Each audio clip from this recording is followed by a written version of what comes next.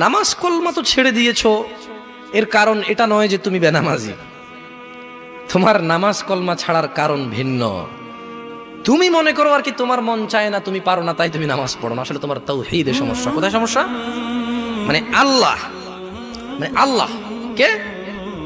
আল্লাহ তিনি যে তোমার হিসাব নিতে সক্ষম এবং তিনি যে তোমার হিসেব নিবে, তুমি এটা পরিপূর্ণভাবে বিশ্বাস করো না, তাহলে তো তুমি নামাজ পড়তে। তুমি মনে করো আর কি তুমি নামাজ পড়ছো না, তুমি গাফেল।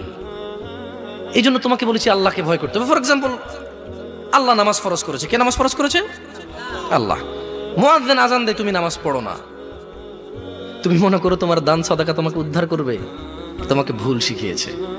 আমি মানুষ, ছোট হতে পারি। শোনো, জোর জবরদস্তি করে কিছু কথা আমাকে শুনিয়েও দিতে পারো, এখান থেকে নামিয়েও দিতে পারো। বলছি না তোমরা নামাবা, বাট এটা পারো। তবে মনে রাখবে, কথা যেটা বলে সেটা উল্টাতে পারবে না। কেন পারবে না জানো? কারণ এই কথা উল্টানোর জন্য তোমাকে কথা থাকতে হবে। মনে রাখবে, তোমার দান সাদাকা হিসেবই হবে না।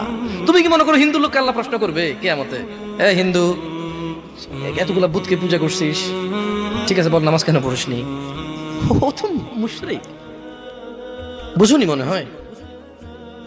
এটা স্কুল, এখানে আমি পড়ি না, আমার কি পরীক্ষা হবে? বুঝে দিতে পারিনি মনে হয়। তো যে মুশরিক, তার নামাজ রোজা হজ যাকাতের হিসাব কিসের হিসাব? সে তো অলরেডি এমন অপরাধী যা ক্ষমাযোগ্য নয়। যা কি নয়? ক্ষমাযোগ্য নয়। একজন বেনামাজি মানুষ, সে মনে করে নামাজ না পড়া শুধু নামাজ না পড়া, অথচ আল্লাহর নবী, যে একটু আগে বললাম, আল্লাহ বলেছে যদি তোমরা আল্লাহর ভালোবাসা পেতে চাও তাহলে রাসূলের অনুসরণ করো। রাসূল বলছে যে নিশ্চয়ই কাফের এবং মুশরিকের মধ্যে আর আমাদের মধ্যে পার্থক্য হচ্ছে নামাজ। তুমি মনে করো নামাজ না পড়া। ওই যে তুমি খুঁজে পাও না মুসলমান কিভাবে শিরিক করে, এই যে নামাজ না ছাড়লে শিরিক হয়। দেখো, আমি অনুবাদক, এখানে যারা বুখারী পড়ায়, মুসলিম পড়ায়, তিরমিজি পড়ায়, হাদিসে তারা পেয়েছে না। হানাফি, শাফি, মালিকি, হাম্বলি, তিরমিজি, আবু দাউদ নাম দিয়ে তুমি পরিবর্তন করে গোপন করতে পারো, কিন্তু আছে। ফয়সালা তো আল্লাহ করবে যে এইভাবে হয় নাকি সিস্টেম, ইসলামকে বিভক্ত করা এবং কিয়ামত দিবসে রাসূলের অনুসরণের বাইরে কোনো অনুসরণের হিসাব নেওয়া হবে কিনা, সেটা তো আল্লাহ ফয়সালা করবে। তুমি এখন দরকার নেই।